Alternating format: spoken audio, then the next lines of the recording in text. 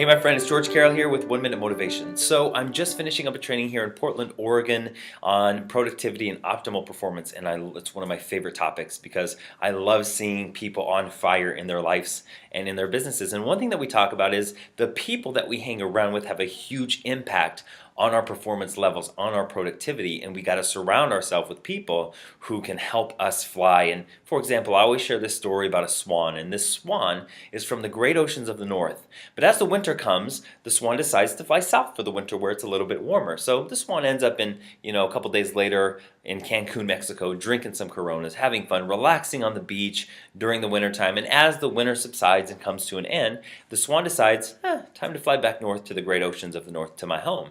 So the swan lifts himself up in the air, and a couple of days of flying, he gets tired, so he looks down and he sees a pond, and he comes down gently next to the pond, and next to that pond is a frog, and the frog says very arrogantly, he says, "Who are you and where are you from?" And the swan says, "Well, hello, I'm a swan, and I'm from the great oceans of the north." And this frog says, "Great oceans, how big are these oceans?" And he takes a hop back and he says, "Are they this big?" And the swan says, "Nah, friend, they're a lot bigger than that." And the frog takes two hops back and he says, "Are they this big?" And the swan says, "No, sweet friend, still much bigger than that." And the frog then hops all the way around his pond and comes next to the swan face to face, and he leans into him and he says, "Are they this big?" And the swan says, "No, dear friend, still much more vast than that."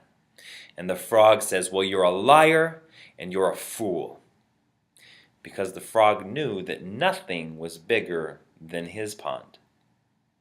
So the swan effortlessly brings himself up into the air and shrugs his shoulders and flies back to the great oceans of the north, where he knows that everything is possible.